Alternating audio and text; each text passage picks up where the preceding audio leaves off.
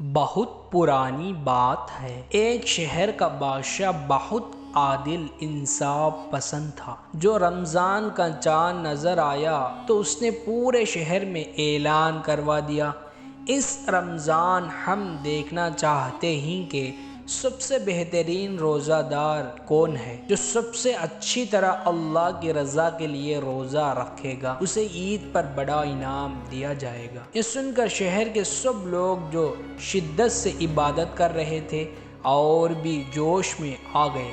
ہر کوئی چاہ رہا تھا کہ وہ بہترین روزہ دار بنے۔ ایک طرف شہر کے امیر لوگ تھے جو سحری اور افطاری میں بہترین کھانا کھاتے، دودھ، شربت، مٹھائی، گوشت، ہر طرح کے مزیدار کھانے ان کا دسترخوان پر ہوتا۔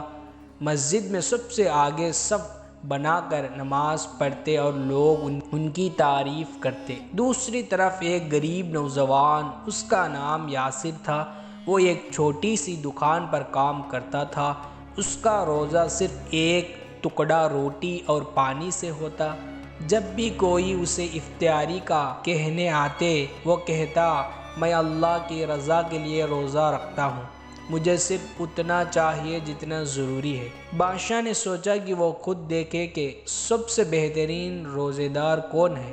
اس نے ایک حاکم کی طرح لباس پہنا اور شہر کا چکر لگایا۔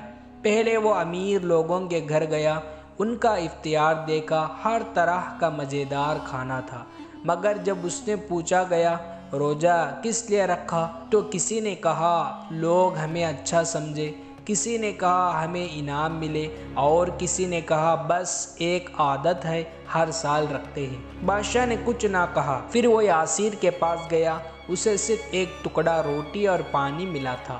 بادشاہ نے پوچھا تم روزہ کیوں رکھتے ہو؟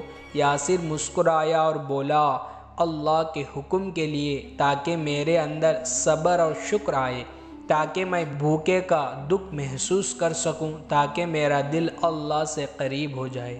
بادشاہ بہت متاثر ہوا۔ عید کا دن آیا، پورے شہر کے لوگ بادشاہ کے محل میں جمع ہو گئے۔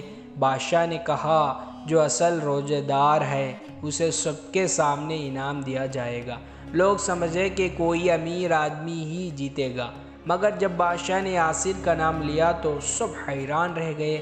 بادشاہ بولا یاسر نے روزہ صرف اللہ کی رضا کے لیے رکھا، نہ کسی انعام کے لیے، نہ کسی دکھوانے کے لیے، وہی اصل روزہ دار ہے۔ پھر بادشاہ نے اسے ایک بڑا انعام دیا اور کہا آج سے تم میرا دربار میں نوکر نہیں مہمان ہو، تمہارے لیے ہمیشہ رزق کا انتظام ہوگا۔ یاسر کی زندگی کا نیا سفر۔ بادشاہ کے انعام کے بعد یاسر کی زندگی بدل گئی۔ اب وہ کسی چھوٹی دکان پر کام کرنے والا غریب نوجوان نہیں تھا۔ بادشاہ نے اسے اپنے دربار میں ایک عزت دار مقام دیا، مگر یاسر نے کبھی اپنی غریبی اور ایمانداری نہیں بھولی۔ وہ اب بھی روزے کے وقت صرف اتنا ہی کھاتا جتنا ضروری ہوتی۔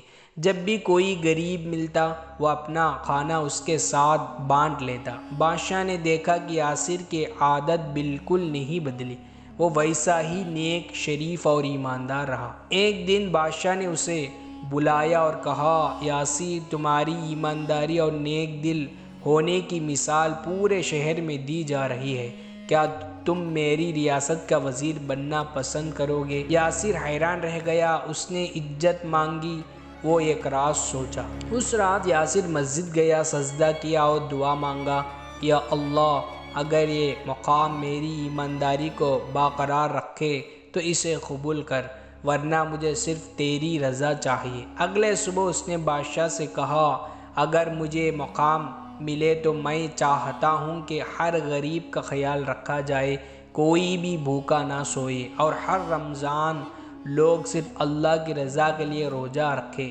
دکھوانے کے لیے نہیں۔ بادشاہ نے مسکراتے ہوئے کہا یہی اصل روزہ دار کا ثبوت ہے، تم صرف اپنے لیے نہیں دوسروں کے لیے سوچتے ہو، آج سے تم صرف وزیر نہیں میری ریاست کے سب سے عظیم انسان ہو۔ اور اس طرح ایک چھوٹی دکان پر کام کرنے والا یاسر صرف اپنی ایمانداری اور نیک نیت کی وجہ سے شہر کا سب سے عزت دار آدمی بن گیا۔ یاسر کو وزیر بنانے کے بعد ہر طرف عزت ملنے لگی، مگر اللہ نے اس کا ایک اور امتحان لینا تھا۔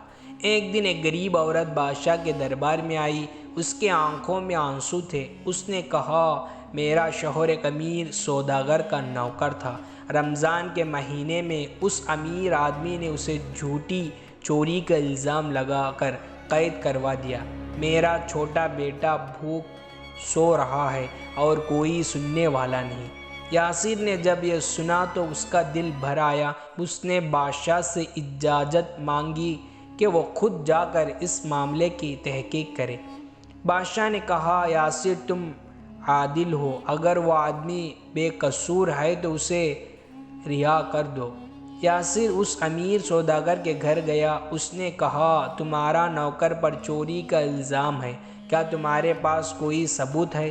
سوداگر گھبرا گیا اور بولا، نہیں، مگر مجھے شک تھا۔ یاسر نے کہا، تم نے صرف شک کی بنا پر ایک غریب آدمی کو قید کروا دیا، کیا رمضان کا مہینہ صرف عبادت کا ہے یا انصاف کا ہے؟ سوداگر شرمندگی ہو گیا۔ یاسر نے فوراً اس بے قصور نوکر کو رہا کروایا۔ جب وہ اپنی بیوی اور بچوں کے سامنے آیا تو سب نے شکر ادا کیا۔ اس دن یاسر نے سمجھا کہ اصل روزہ صرف بھوک اور پیاس کا نہیں بلکہ انصاف اور ایمانداری کا بھی ہے۔ جب یہ بات شہر میں پھیلی تو لوگوں نے یاسر کی اور بھی عزت کرنا شروع کر دی۔